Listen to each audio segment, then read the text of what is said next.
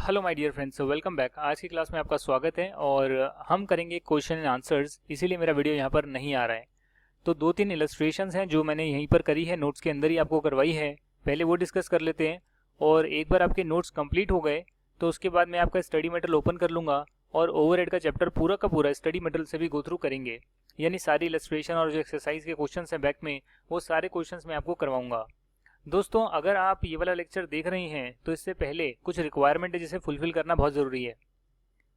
मेरा ये मानना है कि आप कम से कम जो हमारे एमसीक्यू क्वेश्चंस आए हैं बेसिक कॉन्सेप्ट्स के, कॉस्ट शीट के, साथ ही में मटेरियल कॉस्टिंग, लेबर कॉस्टिंग के, वो सारे के सारे चैप्टर्स आप रिवाइज कर लीजिए और उसके सारे एमसीक्यू क्वेश्चंस कम से कम एक बार अटेम्प्ट कर लीजिए ताकि आपको अपना रिजल्ट पता लग जाए। पर अगर आप वो चीज़ नहीं कर सकते तो भी ये तो आपको करना ही होगा जो मैं बताने वाला हूँ। ओवरहेड्स चैप्टर जो है उसकी जितनी भी अभी तक हमने क्लासेस करी है, 2 ही क्लासेस करी है शायद या 3 क्लासेस करी है, उसमें जितनी बातें आपको बताई है वो सारी बातें 2 से 3 बार आप रिवाइज करेंगे और फिर ही आप आज की क्लास अटेंड करेंगे। ऐसा इसलिए बोल रहा हूँ क्योंकि अब आपकी प्रैक्टिकल इम्प्लीकेशंस टेस्ट होगी जो कॉन्सेप्ट डिस्कस हुए हैं। यानी कॉन्सेप्ट एक, क्वेश्चन अनेक। उन्हीं कॉन्सेप्ट्स की आपको बार बार प्रैक्टिस करनी है। ऐसा क्यों हुआ सर, ऐसा क्यों नहीं हुआ, ऐसा हम क्यों करते हैं, वो सारे क्वेश्चंस अपने आप से पूछने हैं जिसके आंसर्स मैंने आपको लास्ट 2 क्लासेस में दिए थे। और नोट्स को गो थ्रू कर लेना है 1 बार, 2 बार, 3 बार, धीरे धीरे। सुबह पढ़ लिया, शाम को पढ़ लिया, एक दिन छोड़कर पढ़ लिया। जब 2-3 बार सारे नोट्स को गो थ्रू कर लिया है, जितनी चीज़ें हमने डिस्कस करी है, फिर आप आज की क्लास में आ जाइए। क्योंकि जब आपके कॉन्सेप्ट स्ट्रांग होंगे तभी तो मैं उसकी इम्प्लीकेशंस बता सकता हूँ कि भैया इस कॉन्सेप्ट को ऐसे लगाइए अपने क्वेश्चन में। अगर कॉन्सेप्ट ही स्ट्रांग नहीं होंगे तो फिर सारी की सारी जो आगे की मेहनत है बेकार हो जाएगी। रिवाइज कर आइए क्योंकि अभी हम स्टार्ट कर रहे हैं आपकी आज की क्लास। ये सब चीज़ें हम डिस्कस कर चुके हैं। एग्जाम्पल नंबर 1, 2, कैसे एलोकेशन करते हैं, अपोर्शनमेंट, रीअपोर्शनमेंट करते हैं, अलग अलग मेथड्स होते हैं, वो सारी बातें मैं आपको करवा चुका हूँ। आज हम स्टार्ट करेंगे आपके एग्जाम्पल नंबर से। तो यहाँ पर आपका एग्जाम्पल आ रहा है, क्वेश्चन नंबर 2 आ रहा है और यही आपके पेज नंबर 4.55 और स्टडी मटेरियल में दे रखा है।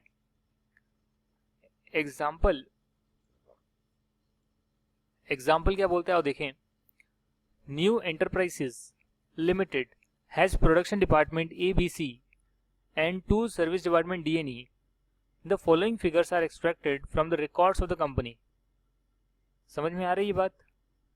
इस पर्टिकुलर एंटरप्राइज में 3 प्रोडक्शन डिपार्टमेंट हैं और 2 सर्विस डिपार्टमेंट हैं। ये सर्विस डिपार्टमेंट जो डी है वो सभी को सर्विस प्रोवाइड करता होगा, ABC और E को, और E वाला जो सर्विस डिपार्टमेंट है वो बाकी सभी डिपार्टमेंट्स को सर्विस प्रोवाइड करता होगा, ABC एंड D को।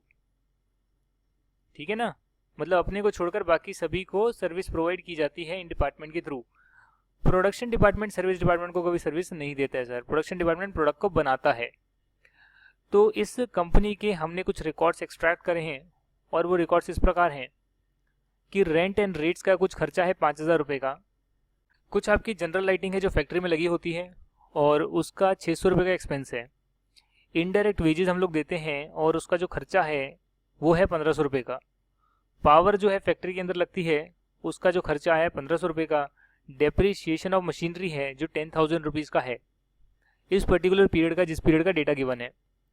कुछ बाकी सेंट्रीज एक्सपेंसेस हैं, यानी कि बचे कुछ एक्सपेंसेस हैं 10,000 रुपीज़ के।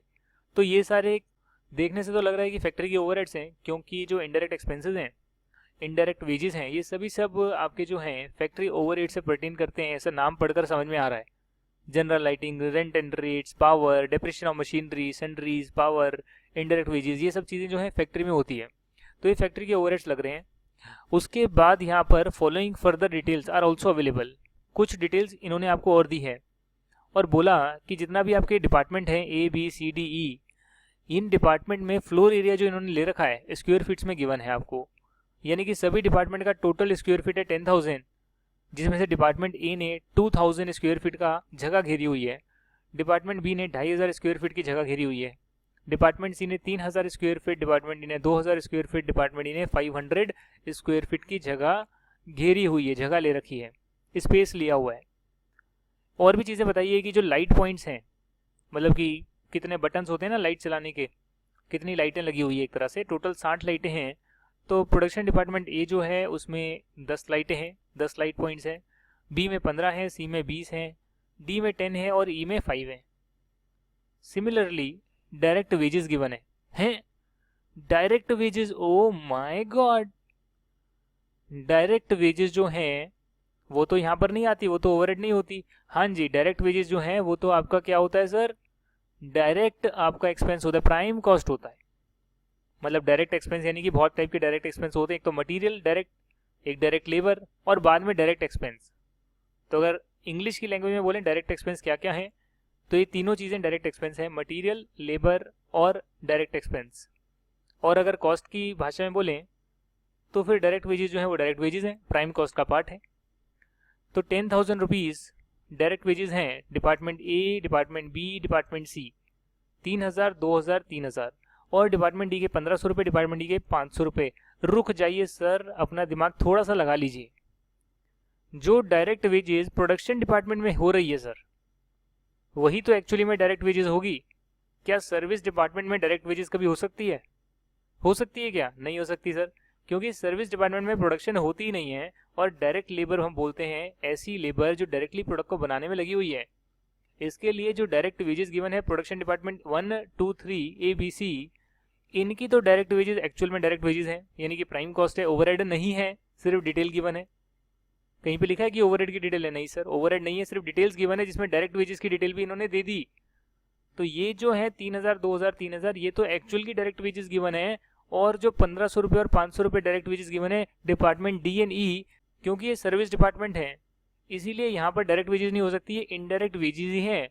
इन डिपार्टमेंट के लिए डायरेक्ट वेजेस होगी कि भैया मेरा डिपार्टमेंट में जो काम हो रहा है डायरेक्टली लेबर जो कर रही है काम, जैसे कि मेंटेनेंस वाले डिपार्टमेंट में, रिपेयर मेंटेनेंस में इंजीनियर डायरेक्टली काम कर रहा है, तो वो उसके लिए डायरेक्ट लेबर हो सकता है, डायरेक्ट वेजेस हो सकता है। बट अगर मैं प्रोडक्ट के एंगल से बात करूँ, फैक्ट्री के एंगल से बात करूँ, तो सर्विस डिपार्टमेंट वाली जो कॉस्ट लग रही है वेजेस की, वो कभी भी पूरी फैक्ट्री के लिए डायरेक्ट वेजेस नहीं हो सकती है, वो इनडायरेक्ट वेजेस ही होगी, क्योंकि सर्विस डिपार्टमेंट में कभी प्रोडक्शन नहीं होती। तो ठीक है, हम इसको भी, इस कॉस्ट को भी बांटेंगे, देखते हैं कैसे करेंगे हम। हॉर्स पावर है सर, एचपी का जो मतलब है मैंने लिख दिया हॉर्स पावर, कई बार शॉर्ट में लिखा आता है एग्जाम में, आपको पता होना चाहिए कि हॉर्स पावर क्या होता है। हॉर्स पावर ऑफ मशीन मतलब उसकी क्या कैपेसिटी, क्षमता कितनी है, उसकी हॉर्स पावर कितनी है। टोटल जो है सभी डिपार्टमेंट का मिलाकर 150 है। डिपार्टमेंट ए में जो मशीन रखी है उनकी सबकी हॉर्स पावर मिलाकर 60 है। डिपार्टमेंट बी में जो मशीनें रखी है वहाँ पर जो उसकी हॉर्स पावर है सबकी मिलाकर 30 है, 30 है। सी में 50 है हॉर्स पावर मशीन की, जितनी मशीनें वहाँ रखी है। डिपार्टमेंट डी में 10 है और डिपार्टमेंट डी में कोई मशीन नहीं है।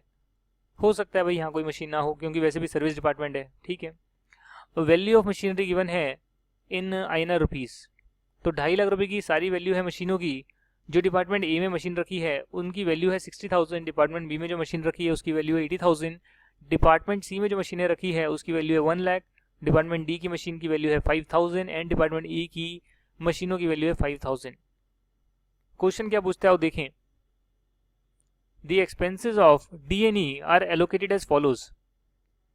कहते हैं कि जो डिपार्टमेंट डी है और डिपार्टमेंट ई है इनके जो एक्सपेंसेस हैं इस रेशो में बांट देना। यहाँ पर लिखा हुआ है डिपार्टमेंट डी जो है वो ए को सर्विस प्रोवाइड करता है 20%, मतलब जो भी इसका टोटल वॉल्यूम है सर्विस का उसमें से 20% सर्विस ए यूज़ करता है, इसकी 30% सर्विस बी यूज़ करता है, 40% सी यूज़ करता है। खुद को तो सर्विस दे नहीं सकता तो इसलिए ई डिपार्टमेंट 10% यूज़ करता है। मतलब ऐसे ऐसे कर कर ये अलग अलग जो डिपार्टमेंट हैं वो डी डिपार्टमेंट की सर्विस यूज़ करते हैं। सिमिलरली जो डिपार्टमेंट ई है उसकी सर्विस भी यूज़ करते हैं अलग अलग डिपार्टमेंट, जिसमें 40% इसकी सर्विस तो यही अकेला यूज़ कर लेता है, 20% बी यूज़ करता है, 30% सी यूज़ करता है और 10% डी यूज़ करता है। What is the total cost of an article if its raw material cost is INR 50 rupees and labor cost is rupees 30? एक आर्टिकल की यानी कि पर यूनिट कॉस्ट गिवन है, रॉ मटेरियल की 50 और लेबर की 30। हमें पहले से ही पर यूनिट कॉस्ट मटेरियल और लेबर की गिवन है and it passes through department A B and C, जिसमें इतने इतने घंटे ये काम करते हैं। इसमें आप छोटी सी करेक्शन कर लीजिएगा, रुपीस को काट दीजिएगा। यहाँ पे जो भी लोग ये वीडियो देख रहे हैं वो अपने नोट्स में करेक्शन करेंगे, रुपीस वर्ड को काट देंगे, क्योंकि जो 4, 5 एंड 3 है ये आवर्स हैं। मतलब कि एक जो प्रोडक्ट बना रहे हैं वो ज्यादा आर्टिकल नहीं बना रहे, प्रोडक्ट एक ही बना रहे हैं। आप देख रहे हैं इस जगह ये प्रोडक्ट तो एक ही बना रहे हैं, आर्टिकल ज़्यादा प्रोडक्ट्स नहीं बना रहे हैं, बट फिर भी ये अलग अलग डिपार्टमेंट्स की रेट निकाल रहे हैं ताकि ये पता लग सके कि कौन सा डिपार्टमेंट कितना जिम्मेदार है प्रोडक्ट की कॉस्ट में कंट्रीब्यूट करने के लिए। तो वहां पर मैंने स्टार्टिंग में आपको दिखाया था कि हमारे एग्जाम्पल नंबर 1 में कि अगर एक ही प्रोडक्ट बन रहा है तो ये करने की ज़रूरत नहीं है, अगर देखा जाए तो ज़रूरत नहीं है बिल्कुल भी। बट फिर भी अगर हम ऐसा कर लें कि हर डिपार्टमेंट की हम पर आवर की कॉस्ट निकाल लें तो उससे हमें ये तो पता लग जाएगा कि अगर हम एक भी प्रोडक्ट बना रहे हैं तो इस डिपार्टमेंट में इतना खर्चा होता है, इस डिपार्टमेंट का इतना, इस डिपार्टमेंट का इतना होता है, ताकि कल को कोई हम दूसरा प्रोडक्ट इंट्रोड्यूस करने की सोचें तो हमें पहले से पता हो कि अगर ये प्रोडक्ट डिपार्टमेंट ए में इतनी देर जाएगा, डिपार्टमेंट बी में इतनी देर जाएगा, डिपार्टमेंट सी में इतनी देर जाएगा, तो टोटल इसकी क्या कॉस्ट आ सकती है। जो भी चीज़ें मैं बता रहा हूँ बहुत ही आप क्लियरली उसको सुनिएगा, अगर वीडियो को 2 बार देखना पड़े देख लीजिएगा, और अपने जो नोट्स हैं वो कॉपी में पहले उतार लीजिएगा, करेक्शन जो बताइए वो कर लीजिएगा सर। मैं इतना रिक्वेस्ट कर रहा हूँ क्योंकि अगर आप कुछ भी चीज़ मिस कर देंगे तो आने वाले चैप्टर में दिक्कत हो सकती है। आपकी जो cost accountancy cumulative in nature है, यानी कि आपको पहले वाला आना चाहिए तभी आप नेक्स्ट वाला कर सकते हो, ऐसा मेरा मानना है। क्योंकि जब मैं नई चीज़ कराऊंगा तो ये समझ कर कराऊंगा कि इतना तो आपको ऑलरेडी पता है ना, आगे की चीज़ समझानी है। तो यहाँ पर देखिएगा, ये डिपार्टमेंट ए में 4 घंटे, डिपार्टमेंट बी में 5 घंटे, डिपार्टमेंट सी में 3 घंटे के लिए जाता है। करना क्या है सर? पता नहीं सर। अच्छा पूछा है आपसे, अच्छा what is the total cost of an article. Oh my God, ये क्वेश्चन पूछा गया है सर आपसे। ओवरहेड की पर आवर रेट निकालने का क्वेश्चन नहीं पूछा गया है। पर अगर मैं इस आर्टिकल की कॉस्ट निकालना चाहता हूं तो मैं मटेरियल की कॉस्ट तो ऐड कर लूंगा, मटेरियल कॉस्ट ऐड कर लूंगा, लेबर कॉस्ट ऐड कर लूंगा, डायरेक्ट एक्सपेंस कुछ है नहीं। फैक्ट्री ओवरहेड जब ऐड करने लगूंगा दिक्कत आ जाएगी सर, फैक्ट्री कॉस्ट कैसे ऐड करूंगा? फैक्ट्री ओवरहेड जो है, फैक्ट्री ओवरहेड कैसे ऐड करूंगा? फैक्ट्री ओवरहेड अगर मुझे ऐड करने हैं तो मुझे देखना होगा डिपार्टमेंट ए में अगर ये 4 घंटे जाता है तो डिपार्टमेंट ए के 1 घंटे के ओवरहेड कितने होते हैं, तो 4 घंटे के ओवरहेड इस प्रोडक्ट में डाल दूंगा। बी में अगर ये 5 घंटे के लिए जाता है बी डिपार्टमेंट में काम करवाने के लिए, तो बी डिपार्टमेंट में जितने भी पर आवर ओवरहेड इनकर होते हैं एस्टिमेटेड, उसके हिसाब से 5 घंटे में अगर मेरा प्रोडक्ट गया तो 5 घंटे के ओवरहेड बी डिपार्टमेंट के इसमें डाल दूंगा, और ऐसे ही 3 घंटे के ओवरहेड्स सी डिपार्टमेंट के मैं इस प्रोडक्ट में डाल दूंगा, जिसके बाद मुझे प्रोडक्ट की मटेरियल लेबर के साथ फैक्ट्री ओवरहेड ऐड कर कर कॉस्ट पता लग जाएगी। मुझे ये नहीं पता कि अगर प्रोडक्ट 1 घंटे के लिए डिपार्टमेंट ए में जाता है या 1 घंटे के लिए डिपार्टमेंट बी में जाता है या डिपार्टमेंट सी में जाता है तो कितनी कॉस्ट इनकर होती है। वो देखने के लिए मुझे पहले देखना पड़ेगा कि डिपार्टमेंट ए, बी और सी में टोटल ओवरहेड्स कितने हैं और पर आवर कितने इनकर हो रहे हैं। टोटल पता लगेंगे, नंबर ऑफ आवर्स पता लगेंगे लेबर के, तभी तो मैं देख पाऊंगा कि पर आवर कितने इनकर होते हैं। आइए देखते हैं इसको कैसे किया हुआ है। बहुत ही सिंपल है। सबसे पहले हम ओवरहेड फाइंड आउट करेंगे हर डिपार्टमेंट के, जिसे हम बोलते हैं स्टेटमेंट शोइंग ओवरहेड डिस्ट्रीब्यूशन। यहां तक की बात समझ में आ गई आपको? हमें कुछ भी नहीं करना है। क्वेश्चन में गिवन है सर रेंट एंड रेट जो है 5,000 रुपए के हैं। मैं आपको कहाँ दिखाऊंगा ये क्वेश्चन में, ये देखिए सर, रेंट एंड रेट्स 5,000 रुपए के हैं। एक एक डिपार्टमेंट में इसे बांट देते हैं। अब रेंट एंड रेट्स है, इसको किस रेशो में बांटने वो एक दुविधा है। उसके लिए आपको नीचे कई रेशोज गिवन है। मुझे सबसे सटीक लगता है रेंट एंड रेट्स को बांटने के लिए फ्लोर स्पेस, यानी जिसने जितनी जगह ली है उसमें उतना हम रेंट का खर्चा डाल देंगे, रेंट एंड रेट्स का खर्चा डाल देंगे। पूरी फैक्ट्री के तो पता है, बट इंडिविजुअल डिपार्टमेंट के क्या होंगे वो एक सर्टेन रेशो में इस 5,000 के एक्सपेंस को मैं डिस्ट्रीब्यूट कर रहा हूँ फ्लोर स्पेस के हिसाब से, और ये रेशो निकल कर आया 4:5:6:4:1। कैसे निकल कर आ गया सर ये रेशो? ये देखिए ना, 2000 is to 2,500 is to 3,000 is to 2,000 is to 500। 500 से सबको डिवाइड कर दिया, 4:5:6:4:1। ये तो बच्चा बच्चा करता है, ये भी सिखाना पड़ेगा क्या? ये तो छोटी छोटी क्लास के बच्चों को सिखाया जाता है कि ये रेशो क्या होते हैं।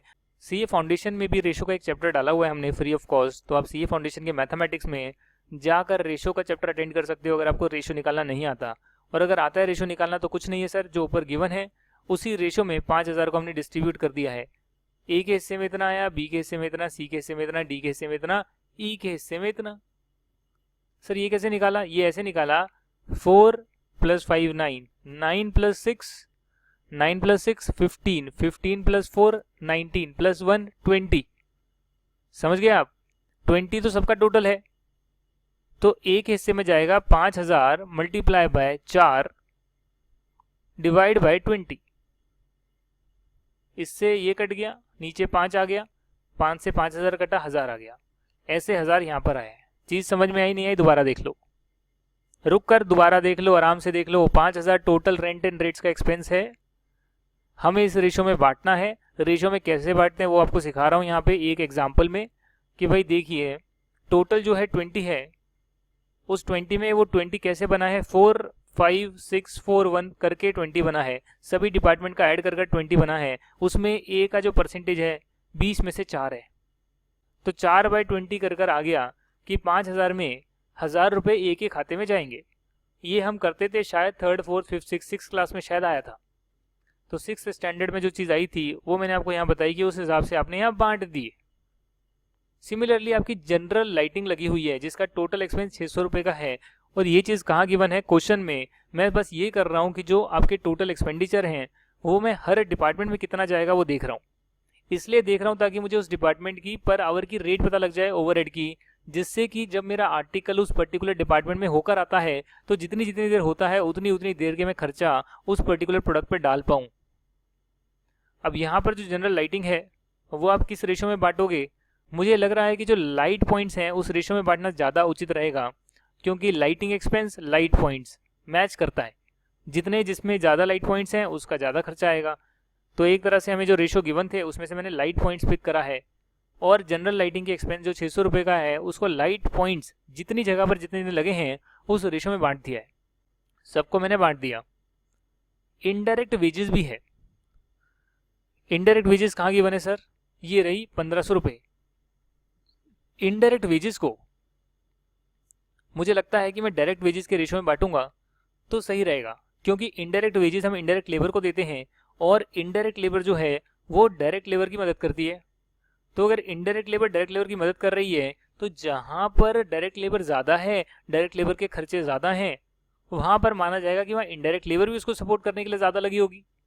तो इसलिए मुझे लगता है कि इनडायरेक्ट वेजेस को, जो कि 1500 रुपये की है, 1500 की है ना भाई, देख लीजिए इनडायरेक्ट वेजेस, हाँ जी 1500 रुपये की है, उसे हम डायरेक्ट वेजेस के रेशो में बांट लेंगे। 450, 300, 450, 225, 75।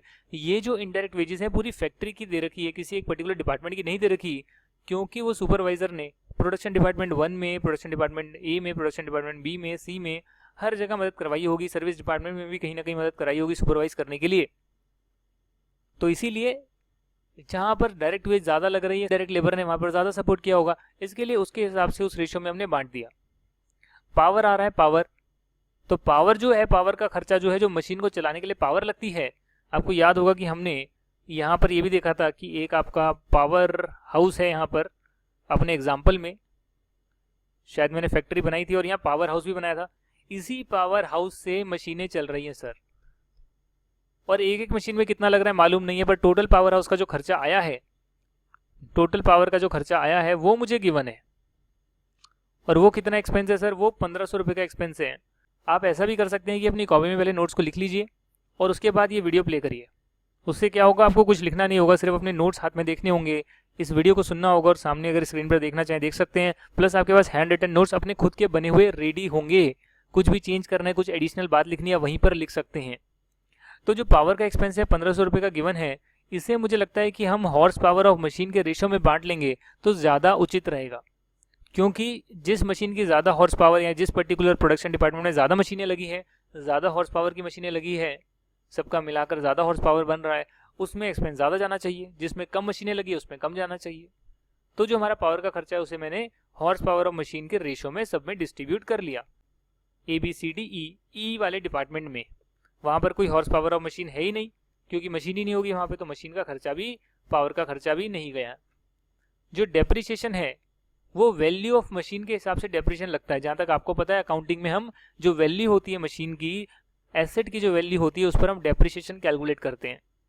तो इसीलिए मुझे लगता है कि डेप्रिसिएशन जो आ रहा है 10,000 रुपीज़ का, ये भी आपके क्वेश्चन में गिवन है 10,000 रुपीज़ का एक्सपेंस डेप्रिसिएशन का।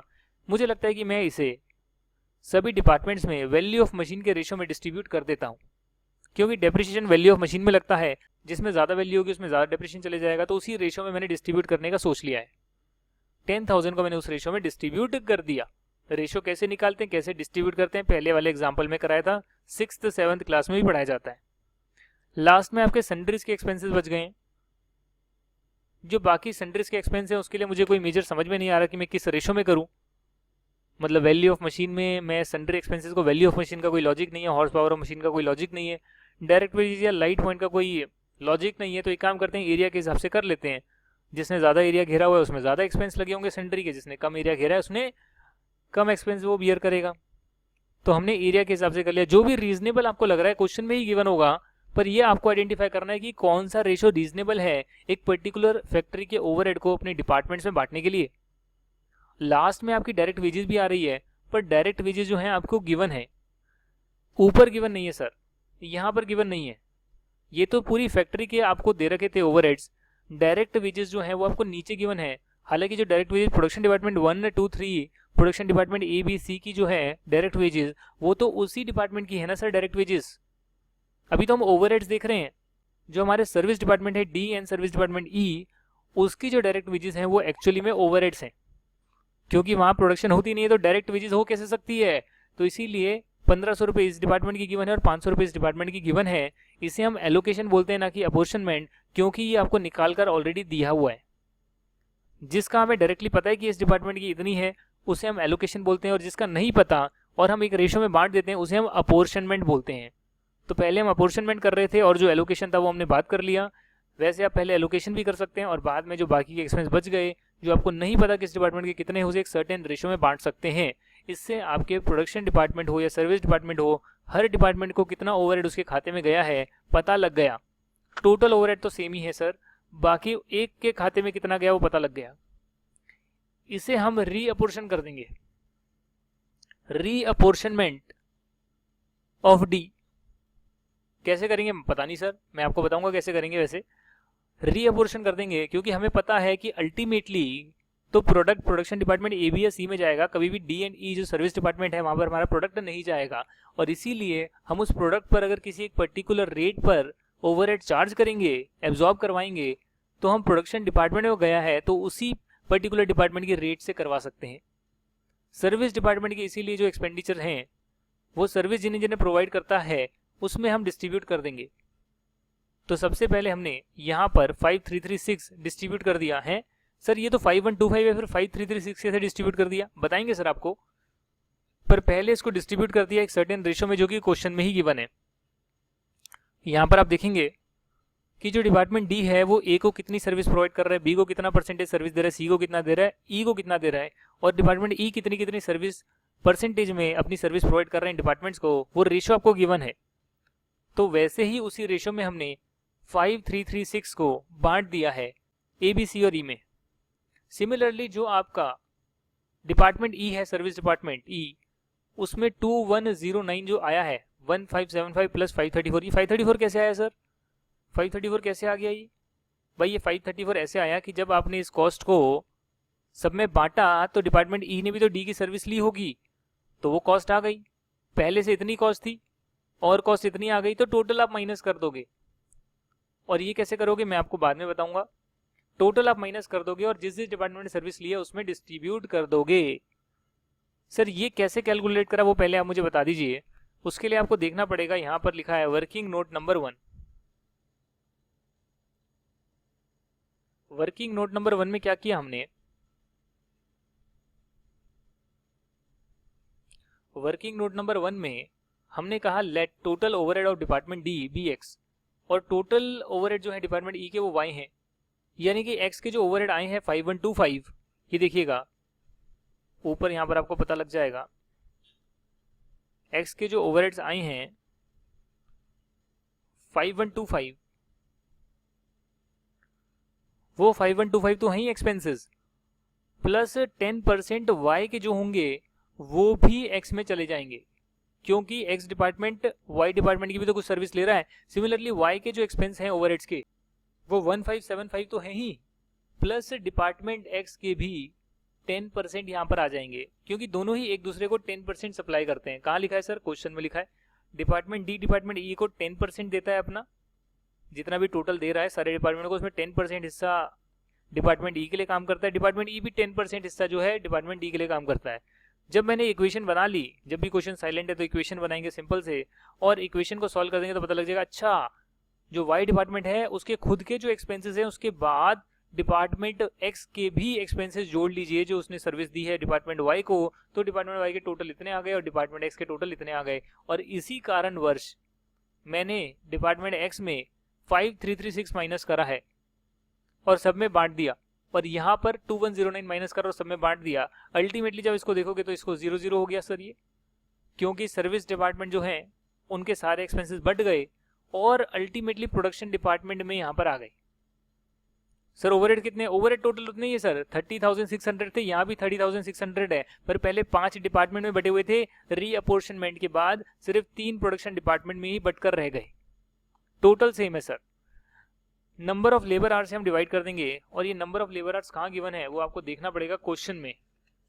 जो वर्किंग आवर्स हैं लेबर के वो भी आपके क्वेश्चन में ही गिवन थे, हालांकि मैंने यहाँ पर लिखे नहीं है, तो वर्किंग आवर्स को आप लिख लीजिएगा सर 6226 4028 4056, ये वर्किंग आवर्स क्वेश्चन में ही गिवन है। और उन वर्किंग आवर से आप लोग डिवाइड कर देंगे कि भैया इस प्रोडक्शन डिपार्टमेंट के इतने एक्सपेंसेस हैं, तो उस पर डिवाइड कर देंगे आप इतने नंबर ऑफ लेबर आवर्स यहाँ पर काम हुआ है। 6226 क्वेश्चन में गिवन है सर, मैंने क्वेश्चन में नहीं लिखा था, तो ये वाले नंबर ऑफ लेबर आवर्स जो है क्वेश्चन में लिखा जाएगा, वो क्वेश्चन में आप ऐड कर लीजिए और उस लेबर आवर्स से आप यहाँ पर डिवाइड कर देंगे, ताकि आपको पता लग जाए कि जब लेबर 1 घंटा काम करती है तो ऑन एन एवरेज 1 घंटे के इतने ओवरहेड के एक्सपेंस हमारे इस डिपार्टमेंट के होते हैं, इस डिपार्टमेंट के होते हैं, इस डिपार्टमेंट के होते हैं। ये करने से क्या होगा सर? ये करने से आप उस आर्टिकल की टोटल कॉस्ट निकाल पाओगे जितनी इन्फॉर्मेशन आपको गिवन है उससे। अब जो इन्फॉर्मेशन गिवन ही नहीं, आप कहेंगे सेलिंग एक्सपेंसेस कहाँ पर डाले सर आपने? अरे क्वेश्चन में जो डेटा गिवन है उसके हिसाब से हम टोटल कॉस्ट निकाल लेंगे। तो क्वेश्चन में गिवन है कि एक आर्टिकल की रॉ मटेरियल की 50 रुपये की कॉस्ट लगती है, लेबर की 30 रुपये लगती है, और ओवरहेड की 1 घंटे की डिपार्टमेंट ए में 1.36 लगती है, 1 घंटे की डिपार्टमेंट बी में 2.41 लगती है, और 1 घंटे की डिपार्टमेंट सी में 3.06 कॉस्ट लगती है। और ये हमारा आर्टिकल डिपार्टमेंट ए में 4 घंटे के लिए जाता है, डिपार्टमेंट बी में 5 घंटे के लिए, डिपार्टमेंट सी में 3 घंटे के लिए जाता है। और इसीलिए आर्टिकल को बनने में हर प्रोडक्शन डिपार्टमेंट के इतने इतने ओवरहेड ऐड होंगे, तब जाकर इसकी जो कॉस्ट है वो 106.67 बनेगी। तो इसी के साथ आपका क्वेश्चन नंबर 1 हो गया। अभी हम कर रहे हैं एग्जाम्पल नंबर 5, मतलब ये वैसे आपका एग्जाम्पल नंबर 2 है, पर आपकी बुक का जो है क्वेश्चन नंबर 5 है स्टडी मटेरियल का, पेज नंबर 4.57 पर गिवन है। A machine shop has 8 identical drilling machines manned by 6 operators, मतलब ये 8 मशीन है जो कि सेम तरीके की है, जिसे 6 लोग ऑपरेटर जो है वो 6 लोग चला रहे हैं। देखिए 2 तरीके के काम होते हैं, एक तो होता है कि मशीन है, मशीन की हेल्प से एक बंदा रेगुलरली लगा हुआ है और काम कर रहा है, दूसरा है वो सिर्फ उसे ऑपरेट कर रहा है, भैया ऑन ऑफ करना है, कुछ बटन बटन दबाने हैं, अल्टीमेटली तो सारा काम मशीन ही कर रही है, ऑपरेटर का काम सिर्फ बटन दबाने का है। तो वहां पर जो काम होता है वो सारा का सारा मशीनों से माना जाएगा, और यहाँ पर कोई डायरेक्ट वेजेस का खर्चा नहीं आएगा। जो ऑपरेटर काम कर रहा है वो एक तरह से इनडायरेक्टली सपोर्ट कर रहा है मशीन को, प्रोडक्ट बनाने में इनडायरेक्टली हेल्प कर रहा है, मेनली तो आपका मशीन ही प्रोडक्ट बना रही है, ऑटोमेटिक है ना सर। तो यहाँ पर जो ऑपरेटर के खर्चे होंगे वो सारे के सारे इनडायरेक्ट एक्सपेंस ट्रीट होंगे, हालांकि इनको कई जगह पर डायरेक्ट वेजेस भी माना गया है, कहीं पर इनडायरेक्ट वेजेस भी माना गया है। यदि आप कॉस्ट अकाउंटिंग स्टैंडर्ड पढ़ेंगे तो इसका ट्रीटमेंट दोनों तरीके से किया जा सकता है। फिलहाल हमारे क्वेश्चन में इसको इनडायरेक्ट एक्सपेंस हमने माना है, क्योंकि यहाँ पर हमें लग रहा है कि ज्यादातर जो है मशीन ही काम कर रही है, ऑपरेटर सिर्फ बटन दबा रहा है और कुछ नहीं कर रहा। The machine can not be worked without an operator Holi engaged on it. हाँ जी, ये बात तो सच्ची है कि अगर ऑपरेटर वहां पर काम करे ही ना तो मशीन अपने आप तो नहीं चलने लग जाएगी, ये बात तो सच्ची लिखी हुई है कि आपको एक ऑपरेटर तो चाहिए, वो इधर उधर देख ले, बटन दबा दे, ऑन कर दे, ऑफ कर दे, ये जो भी सिग्नल विग्नल देना है वो बटन वगैरह दबाने के लिए कोई ना कोई बंदा हो, तभी मशीन जो है काम कर पाएगी, ये बात तो सच्ची है। The original cost of all these machines works out to be 8 lakh rupees. Question को हमेशा ध्यान से पढ़ेंगे आप, यहाँ पर लिखा हुआ है कि भैया ऑल, तो सभी मशीन की कॉस्ट 8 लाख रुपए। दिमाग चलना चाहिए, 8 मशीनें सेम तरीके की है, 8 लाख कॉस्ट है तो हर मशीन की 1 लाख रुपए की होगी। दिमाग में ऑटोमेटिकली कैलकुलेट कर लिया कि हाँ हर मशीन की 1 लाख रुपए की कॉस्ट होगी। अब क्या पता क्वेश्चन में इसकी जरूरत पड़े, क्या पता ना पड़े, बट जितनी इंफॉर्मेशन है उसको आप ऑटोमेटिकली अपने दिमाग में प्रोसेस कर रहे हैं। These particulars are furnished for a period of 6 months। 6 महीने का डेटा आपको गिवन है। नॉर्मल आइडल टाइम, अच्छा नॉर्मल आइडल टाइम पे पहुंच गया, मैं ऊपर चलते हैं। Normal available hours per month, एक महीने में नॉर्मल आवर्स जो आपके पास अवेलेबल है वो है 208 आवर्स पर मंथ। एब्सेंट कितनी देर होते हैं सर? विदाउट पे, अच्छा पे नहीं लेंगे, एब्सेंट हो जाएंगे सर 18 घंटे के लिए। Very good. लीव विथ पे, मतलब 20 घंटे अगर आप छुट्टी ले भी लेंगे, 20 घंटे कम भी काम करेंगे तो भी उन 20 घंटों के आपको पैसे मिलेंगे। यानी कि अवेलेबल तो 208 घंटे हैं, पर उसमें से 20 घंटे ऐसे हैं कि आप उसमें से छुट्टी ले लीजिए और आपको पैसे पूरे मिलेंगे, और 18 घंटे और छुट्टी ले लीजिए पर उन 18 घंटों के पैसे आपको नहीं मिलेंगे। Normal idle time unavoidable hours हैं कि आप चाह कर भी 10 घंटे अपने बर्बाद होने से नहीं रोक सकते। ये 10 घंटे बर्बाद होंगे सर मशीन के चालू होने में, ऑफ होने में, सेटअप टाइम वगैरह लगेगा, और इन 10 घंटों को आप बर्बाद होने से नहीं रोक सकते। इसलिए नॉर्मल आइडल टाइम है कि इस टाइम में कोई काम नहीं होगा। पूरे महीने में 10 घंटे मिलाकर आइडल टाइम है, हर दिन का 10 घंटे नहीं है। अगर हर दिन का 10 घंटे नॉर्मल आइडल टाइम हो गया फिर तो ऐश हो गई।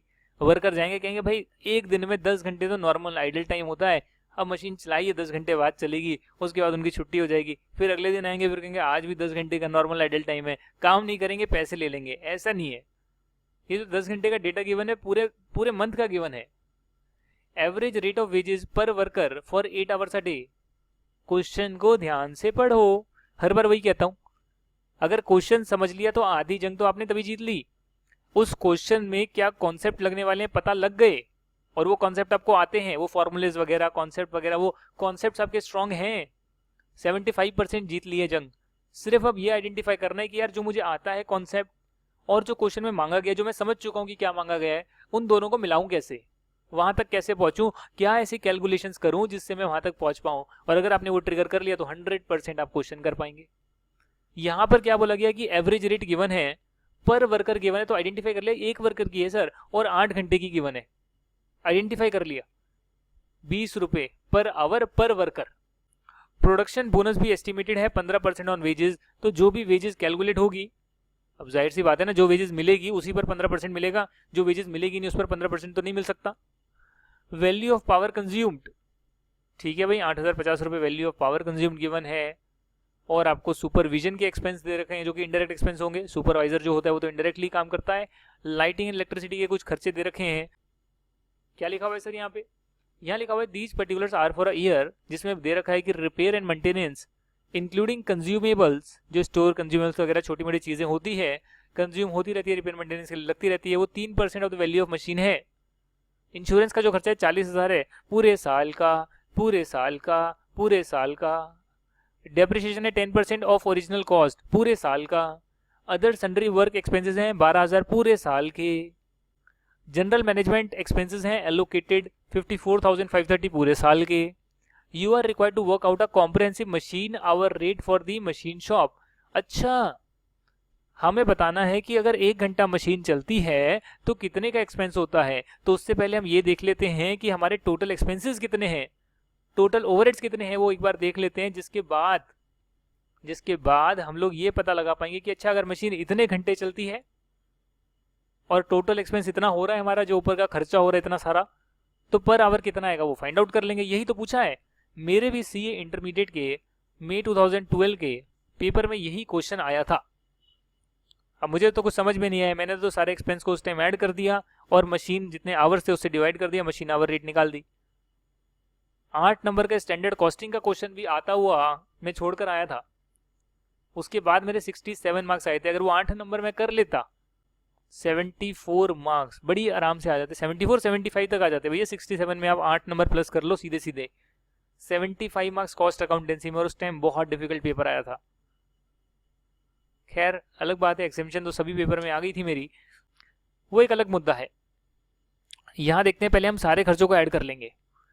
अब मुझे पता है इशू क्या हो रहा है, सबसे बड़ा इशू ये हो रहा है कि अगर मैं आपको यहाँ दिखाऊंगा कि ऑपरेटर की वेजेस है वो 17100 आई है, तो कैसे आई है वो दिखाने के लिए मुझे फिर से ऊपर जाना पड़ेगा, ऊपर ऊपर ऊपर ऊपर ऊपर ऊपर ऊपर ऊपर। भाई कैसे आ गई, कैसे आ गई? ओह, ऊपर तो गिवन ही नहीं है। ओ माय गॉड, इसका मतलब हमें कुछ ना कुछ तो वर्किंग करनी पड़ेगी। क्वेश्चन में गिवन ही नहीं है कि ऑपरेटर की वेजेस कितनी है, तो वर्किंग नोट बनेगा। जैसे ही आपको लग रहा है कि जहाँ मुझे कैलकुलेशन कर कर कोई ना कोई चीज फाइंड आउट करनी पड़ रही है, तो उसका वर्किंग नोट बना लीजिए। तो हम इसको बाद में करेंगे सर। अभी हम देखते हैं, ठीक है, और खर्चे भी लगे।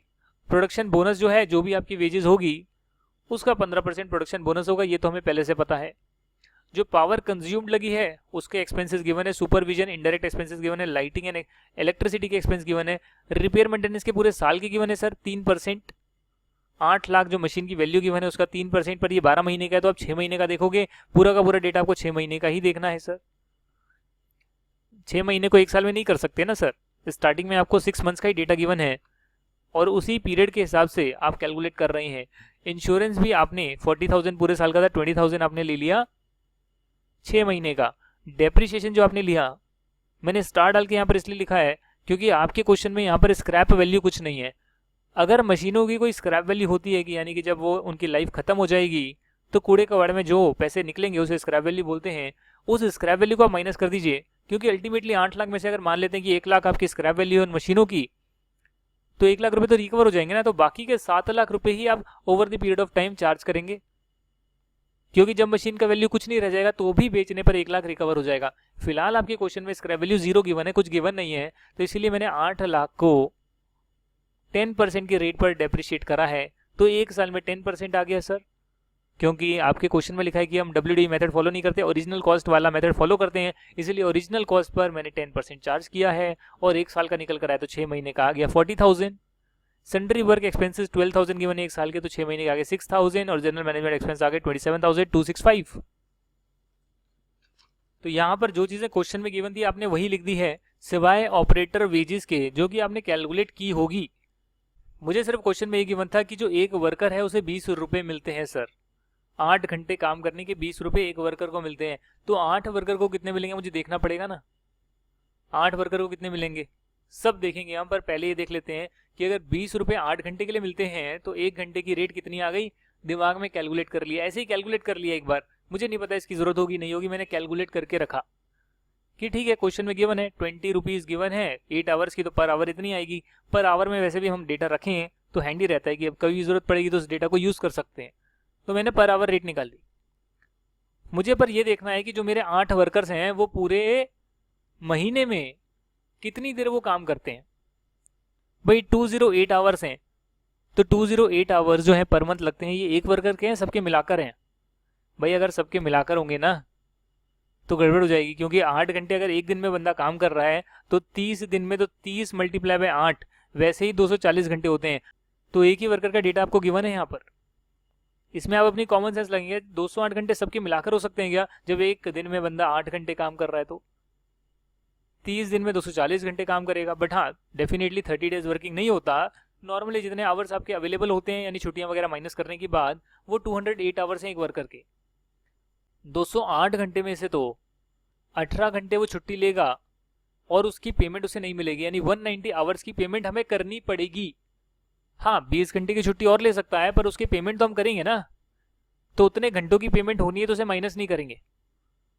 जो आवर्स की छुट्टी वो लेगा और जिसकी पेमेंट नहीं होगी वो हमने माइनस कर लिया कि हाँ 18 घंटे महीने में छुट्टी लेगा, आराम करेगा, एब्सेंट रहेगा, उसकी पेमेंट नहीं मिलेगी सर, बाकी 190 आवर्स की पेमेंट मिलेगी। तो 190 आवर्स की पेमेंट एक वर्कर की है सर, एक महीने की है सर, तो 6 महीने की कितनी होगी? कितनी होगी सर? 6 ऑपरेटर की कितनी होगी? सभी को सेम वेज मिल रही है तो मल्टीप्लाई बाय 6, तो कितने नंबर ऑफ आवर्स आ गए आपके पूरे 6 ऑपरेटर के 6 महीने के। एक आवर की कितनी पेमेंट है, तो फिर टोटल नंबर ऑफ आवर जो 6 महीने में निकल कर है उसकी कितनी पेमेंट होगी? 17,100।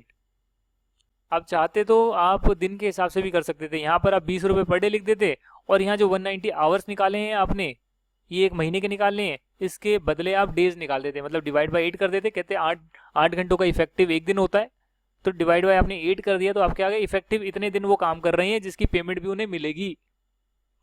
फिर मल्टीप्लाई बाय 6 कर देते, मल्टीप्लाई बाय 6 ऑपरेटर कर देते और 20 रुपए पर डे के हिसाब से मल्टीप्लाई करते, तो भी सेम आंसर आता। चाहे मैं आपको कर दिखा देता हूँ यहाँ पर कैलकुलेटर पे।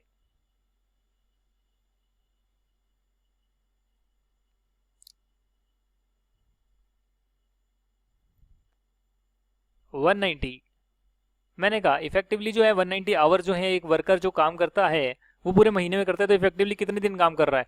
अगर एक दिन में 8 घंटे काम कर रहा है तो इफेक्टिवली 23.75 डेज वो काम कर रहा है। तो एक वर्कर काम कर रहा है तो 6 वर्कर कितना करेंगे सर? इतना करेंगे। और एक महीने में इतना कर रहे हैं तो 6 महीनों में कितना करेंगे सर? इतना करेंगे। अगर अगर 6 वर्कर 6 महीने में इतने दिन काम करेंगे तो एक दिन के तो 20 रुपए मिलते हैं, तो इतने दिन के कितने मिलेंगे? 17,100। निकालने के तरीके अनेक हो सकते हैं सर, आपको अपना दिमाग लगाना है बस। अगर मैं पूरे क्वेश्चन में ट्रिक की बात करूं तो पूरे क्वेश्चन में कोई ट्रिक नहीं है, सिर्फ आपको ये ऑपरेटर की वेजेस निकालना ही ट्रिक है। बाकी तो जो क्वेश्चन में गिवन है वही तो आपको आंसर में लिखना है। पावर कंज्यूम्ड, अच्छा इतने एक्सपेंस इतने एक्सपेंस इतने एक्सपेंस 6 महीने के हैं, जो 1 साल की गिवन है उसको भी 6 महीने में कन्वर्ट कर लिया, क्योंकि स्टार्टिंग में तो 6 महीने का ही आपसे पूछा गया है। ऐसे कर कर आपके टोटल ओवरहेड्स तो आ गए, पर मशीन आवर्स कितने हैं वो आपको पता नहीं है, तो मशीन आवर्स भी कैलकुलेट कर लेंगे हम। उसके लिए वर्किंग नोट हमने 2 बना दिया। जो चीज डायरेक्टली गिवन नहीं है उसके लिए आप वर्किंग नोट बना देंगे, और वहां पर आप लिखेंगे भैया देखिए 208 आवर्स ऐसे हैं। अब मशीन आवर्स की बात कर रहा हूँ, इफेक्टिव मशीन आवर्स यानी कि जितने घंटे मशीन चलेगी उसकी बात कर रहा हूँ। तो 208 आवर्स नॉर्मली अवेलेबल रहते हैं एक महीने में, जिसमें से 18 घंटे तो बंदे एब्सेंट रहेंगे, तो तब मशीन चलेगी नहीं। 20 घंटे और एब्सेंट रहेंगे जिसमें उन्हें पैसे भी मिलते हैं, ऐसे ही ना 20 घंटे में उन्हें पैसे भी मिलते हैं, पर एब्सेंट तो रहेंगे, मशीन तो नहीं चलेगी, तो माइनस कर दिया। 10 घंटे उस महीने में 10 घंटे उस महीने में नॉर्मल आइडल टाइम रहेगा जिसको आप अवॉइड नहीं कर सकते, उतनी देर मशीन नहीं चलेगी एक महीने में 10 घंटे और। तो अल्टीमेटली एक महीने में कितने घंटे मशीन चलेगी? 160 घंटे चलेगी सर। अगर 160 घंटे मशीन चल रही है तो ये तो आपका एक ऑपरेटर की बात हम कर रहे हैं ना, ऐसे टोटल 6 ऑपरेटर्स हैं, समझ रहे हैं आप? ऐसे टोटल आपके 6 ऑपरेटर्स हैं। मशीन तो 8 हैं, पर हमने 8 मशीन के आवर्स ऐड नहीं करे, हमने सिर्फ 6 मशीन के हिसाब से ही, यानी 6 ऑपरेटर के हिसाब से ही हमने आवर्स निकाले हैं, क्योंकि क्वेश्चन में एक लाइन लिखी हुई थी, the machine can not be worked without an operator, यानी कि अगर ऑपरेटर वहां पर प्रेजेंट नहीं है तो मशीन नहीं चलेगी। ऑपरेटर का प्रेजेंट होना जरूरी है, चाहे ऑपरेटर भले ही बटन बटन दबाता हो, पर अगर ऑपरेटर चले गया तो मशीन उस टाइम नहीं चलती है, कहीं कोई हादसा ना हो जाए, मशीन को ऑटोमेटिक चलाकर अगर चले गए कहीं गड़बड़ ना हो जाए, इसलिए ऑपरेटर का हाजिर होना वहां जरूरी है, क्योंकि ऑपरेटर 160 घंटे हाजिर रहेगा और हमारे पास 6 ऑपरेटर हैं, और हर ऑपरेटर एक मशीन पर तो रहेगा ही रहेगा, चाहे हो 8 मशीन, बट एक ऑपरेटर का एक मशीन पर होना उस टाइम जरूरी है जब आपकी प्रोडक्शन हो रही है। तो उस वजह से 6 ऑपरेटर अगर हर महीने 160 घंटे काम करेंगे, अवेलेबल रहेंगे इफेक्टिवली, तो 6 महीने के लिए 5760 आवर्स वो मशीन पर रहेंगे, और उतनी ही घंटे मशीन फिर चल पाएगी। जितने आवर्स बंदा मशीन पर रहेगा उतने ही घंटे मशीन चल पाएगी, ऐसा हमने माना है। और इसीलिए जब आप इन आवर से डिवाइड करते हैं तो एक मशीन आवर की रेट आपके पास आ जाती है, पर आवर कितने रुपए लगेंगे। ओवरहेड के पर आवर क्या चार्जेस आ रहे हैं? 23.87। एक्चुअल ओवरहेड नहीं पता सर, इसीलिए जब प्रोडक्ट बनेगा तो इस रेट पर हम ओवरहेड एब्जॉर्ब करवा देंगे। अच्छा, इस प्रोडक्ट पर मटेरियल लगा है, डायरेक्ट लेबर लगी है तो लगी है सर, और ओवरहेड कितने लगे हैं फैक्ट्री के मालूम नहीं, बट हाँ ये प्रोडक्ट मशीन में 5 घंटे के लिए गया था, 5 घंटे में प्रोसेस होकर आया है, 1 घंटे के 23.87 आवर के हिसाब से ओवरहेड लगते हैं, सारे मिलाकर सबकी एक ही रेट निकाल ली हमने। तो अच्छा ठीक है, 5 घंटे के 100-150 रुपए, 100-110 रुपए के करीब कुछ आएगा, तो 110 रुपीज हमने ओवरहेड के ऐड कर दिए। पता लग गया अच्छा प्रोडक्ट में इतना मटेरियल, इतना लेबर लगा, इतना डायरेक्ट एक्सपेंस लगा है, इतने ओवरहेड के खर्चे होंगे एस्टिमेटेड हमें लग रहा है इस प्रोडक्ट पर, तो हम इसे ज्यादा में बेचेंगे। यहाँ तक की बात आपको समझ में आई? तो लास्ट क्वेश्चन कर रहे हैं, जिसके बाद आपके सारे नोट्स भी कवर हो जाएंगे। और मैं क्या करूंगा, अब ना आपको जो नोट्स मिलेंगे जो आने वाले बच्चे हैं उसमें वो अमेंडमेंट कर दूंगा, जहाँ पर आवर्स जो मिसिंग थे ना मैंने आपको करवाया इस क्लास में, वो लिखकर मैं नोट्स को अपडेट कर दूंगा वेबसाइट पर, लर्नजब की ऐप पर, learnzub.com पर। क्वेश्चन नंबर 7 आपके सामने आ रहा है, पॉज कर लीजिए अगर थक गए हैं तो, क्योंकि लास्ट क्वेश्चन है, इसके बाद आई थिंक ज़्यादा क्वेश्चन नहीं है, इसके बाद तो खत्म ही है चैप्टर, और मैं चाहता हूँ आपके नोट्स इसी क्लास में कंप्लीट हो जाए ताकि नेक्स्ट क्लास से फिर हम स्टडी मटेरियल को गो थ्रू कर सकें। शायद आपको लग रहा हो कि सारी चीज़ समझ में आ रही है, बट आपको तभी समझ में आएगा एक्चुअली में जब आप इन लेक्चर्स के बाद क्वेश्चन को पढ़ेंगे और बिना देखे सॉल्व करने की कोशिश करेंगे। अच्छा ये गिवन है, इससे मैं ये निकाल लेता हूँ, ये निकाल लेता हूँ, ये निकालता हूँ, अब करूँ कैसे? अच्छा ये गिवन है, इसको तो ऐसे ऐसे यूज़ कर लेता हूँ, ये गिवन नहीं है कैसे निकालूँ? तो जब आप ये चीज़ें सोचेंगे तभी एक्चुअली में आप एग्जाम में कर पाएंगे, क्योंकि यही कॉस्ट अकाउंटेंसी में प्रॉब्लम रहती है कि बच्चों को लगता है ये तो मैंने क्वेश्चन किया था, अच्छा ये जो थोड़ा सा चेंज होकर आ गया लैंग्वेज में, अब इसको कैसे करूं। सबसे पहला काम है क्वेश्चन को पहले समझते हैं मांगा क्या गया है। मुझे क्या आता है, मुझे ये आता है, ये मांगा गया, इसको ब्रिज कर लेता हूं सर, कैसे कर सकता हूं अपने कॉन्सेप्ट से। जैसे क्वेश्चन नंबर 7 में क्या लिखा हुआ है, in a factory overheads of a particular department are recovered on the basis of ₹5 per machine hour. इसमें मशीन आवर रेट जो है 5 रुपए की वो निकाल कर दी हुई है, तो आपकी मेहनत बच गई। Total expenses incurred and actual machine hours for the department for August month were 80,000 and 10,000 hours respectively. 80,000 rupees and 10,000 hours respectively. इसका मतलब क्या हो गया सर, इसका मतलब कि जो टोटल एक्सपेंस इनकर्ड है वो है 80,000, मशीन जितने घंटे एक्चुअली में चली वो है 10,000। आगे लिखा हुआ है of the amount of 80,000 15,000 became payable due to an award of labour code and ₹5,000 was in respect of expenses of previous year booked in the current month. इसका मतलब तो ये हो गया अगस्त मंथ के आपके एक्चुअल एक्सपेंस जो हैं वो 80,000 के आए हैं और मशीन एक्चुअली में 10,000 आवर्स चली है। आप ओवरहेड 5 रुपए पर मशीन आवर के हिसाब से एब्जॉर्ब करवाते थे। अब अगर 10,000 चलिए तो जाहिर सी बात है कि आपने 5 रुपए के हिसाब से 50,000 के ओवरहेड एब्जॉर्ब करवाए होंगे। एक्चुअली में 80,000 आए हैं, बट ये बता रहे हैं कि उस 80,000 में 15,000 ऐसे हैं जो कि एक लेबर कोर्ट ने कुछ अवार्ड बोला था हमें देना है, वो देना पड़ गया अवार्ड, उस वजह से 15,000 रुपए की कॉस्ट ज्यादा आ गई, नहीं तो नहीं आती। एब नॉर्मल लग रहे हैं, अच्छा एक बार आए वन टाइम में, बार बार नहीं होंगे। 5,000 ऐसे हैं भैया जो तो प्रीवियस ईयर के हैं बट करंट मंथ में हमने बुक करे हैं, या तो पिछले साल के आपको इस देने पड़ गए, ये भी अब नॉर्मल टाइप है, हमेशा तो नहीं होएगा। तो 20,000 रुपये अगर आप माइनस कर भी तो 80,000 में से है, तो 60,000 आपके ऐसे एक्सपेंसेस जो इस महीने के आए हैं, हालांकि आपने 50,000 ही एब्जॉर्ब कराए, यानी कि 10,000 रुपीज आपने अंडर एब्जॉर्ब करवा दी, अंडर एब्जॉर्प्शन हो गई। मशीन कम चली है, अब आपने तो मशीन के हिसाब से लगाया था कि भैया इतने घंटे अगर मशीन काम करेगी तो पर आवर इतनी रेट आएगी, उससे अगर कम मशीन चलाओगे, कम प्रोडक्शन करोगे तो फिर कम ओवरहेड एब्जॉर्ब हो पाएंगे, कम ओवरहेड एब्जॉर्ब हो पाएंगे तो मतलब अंडर एब्जॉर्प्शन हो जाएगा। फिर आपके पास ट्रीटमेंट है, ठीक है भैया, जेन्युइन है तो ठीक है, जो अंडर एब्जॉर्ब हो गया थोड़ी सी रेट को इन्फ्लेट कर लीजिए और दोबारा से प्रोडक्ट में डाल दीजिए। एक्चुअल आपने प्रोडक्शन तो 40,000 यूनिट की करी थी, जिसमें 30,000 बिक गए और 10,000 फिनिश गुड्स में पड़े हुए हैं। हालांकि ये भी लिखा हुआ है on analysing the reasons it was found that 60% of the unabsorbed overhead was due to defective planning. अच्छा, जो अनएब्जॉर्ब्ड ओवरहेड आए हैं उसमें से भी 60% तो ऐसे हैं जो कि आपकी प्लानिंग के डिफेक्ट की वजह से आए हैं, यानी कि कॉस्टिंग पीएनएल में डाल देंगे, मैनेजमेंट की गलती है सर। और rest were attributable to normal cost increase. हाँ, इंक्रीज हुई थी नॉर्मल कॉस्ट और इसीलिए हम प्रोडक्ट की कॉस्ट भी उससे बढ़ाएंगे। How would you treat the under absorbed overhead in cost accounts. भाई सबसे पहले तो हम बोलेंगे अच्छा अंडर एब्जॉर्ब को कैसे करना है, पहले देख तो ले अंडर एब्जॉर्ब कितने हैं। आइए देखते हैं कितने। आपके टोटल एक्सपेंस थे 80,000 के, जिसमें 5,000 पिछले साल के थे और 15,000 ऐसे थे जो वन टाइम थे, यानी कि जो नॉर्मल एक्सपेंसेस हैं इस महीने के वो आपके 60,000 रुपीज के एक्सपेंस हैं। और आपने जो रिकवर करे हैं ओवरहेड्स, 10 घंटे मशीन चली, अब प्रोडक्ट बन रहा होगा, 10,000 मशीन चली है, 10,000 आवर्स की मशीन चली है, प्रोडक्ट बन रहा था, तो उस पर आपने ओवरहेड 5 रुपये पर आवर के हिसाब से डाल दिए होंगे। तो 50,000 के ओवरहेड तो अपने प्रोडक्ट में डाल दिए, उसकी प्रोडक्ट की कॉस्ट में ऐड हो गए और उससे ज्यादा पर ही आप बेचकर रिकवर करेंगे अपने कस्टमर से। पर आपने 10,000 रुपीज के ओवरहेड्स को अंडर एब्जॉर्ब कर लिया सर, कम एब्जॉर्ब कर लिया क्योंकि मशीन कम देर चली। अब क्या कर सकते हैं सर, उसमें हम देख रहे हैं भैया रीजन क्या है। अच्छा, डिफेक्टिव आपने प्लानिंग ठीक करी होती तो आपकी मशीन आवर रेट सही आती और उस वजह से फिर हमें 6,000 रुपए का हमें लॉस नहीं होता। बट क्या हो गया सर, डिफेक्टिव प्लानिंग है, कोई बात नहीं, मैनेजमेंट की गलती है, यहाँ पर डाल दीजिए सर कॉस्टिंग पीएनएल में। पैसे तो आपके लगे ही है ना, एनी हाउ 60,000 रुपए का खर्चा तो लगा ही है नॉर्मल एक्सपेंस, और वो 20,000 का भी लगा है पर वो वन टाइम है।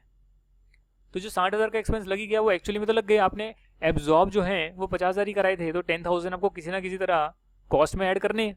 उसमें से 6,000 आपने डायरेक्टली कॉस्टिंग पीएनएल में डाल दी क्योंकि मैनेजमेंट की गलती है, और बाकी के जो 4,000 रुपए है वो नॉर्मल इंक्रीज है, आपकी कॉस्ट में इंक्रीज हो गया, तो उसे आप प्रोडक्ट में डाल देंगे सर।